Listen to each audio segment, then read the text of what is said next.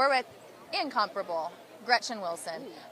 If you could sum it up, I mean, this is country music's biggest night, right? You've had such a storied career. What does being here at the CMAs mean to you at this point in your career?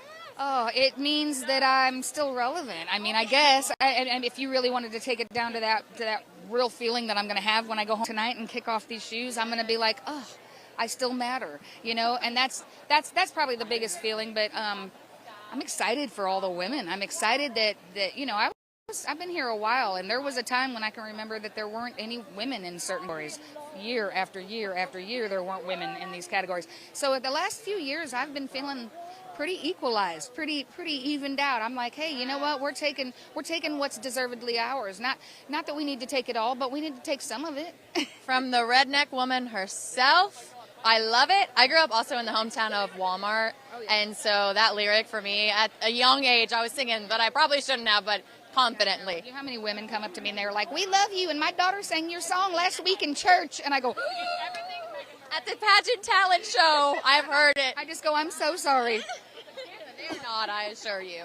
And lastly from me, tell me about, if you could think back to a moment in your career that maybe almost didn't happen, but ended up being the turning point for you. Oh, wow.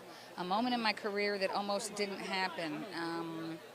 Well, I would say my career in general. I was no spring chicken. I mean, I was 27 years old when things started happening for me. That's a little bit older than most.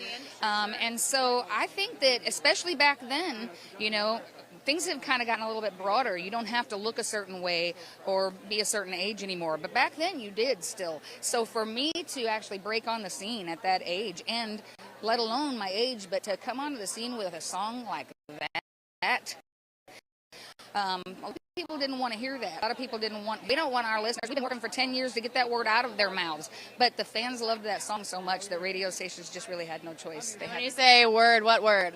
Redneck. Redneck. Listen, let me tell you guys, because I've been fighting this for a long time. Redneck does not mean racist. There's already a word for racist. It's racist. Redneck does not equal racist. And there's a lot of people on TV that are still kind of using that, and I hear it, and it just kind of rubs me the wrong way. There's nothing about the redneck actually comes from being in a field all day long and coming back in the house with a sunburnt redneck. It has nothing to do with anything else. I just want to make sure everybody knows that. Spoken from the author and singer and performer of Redneck Woman herself. What does it mean to be a redneck woman to you then?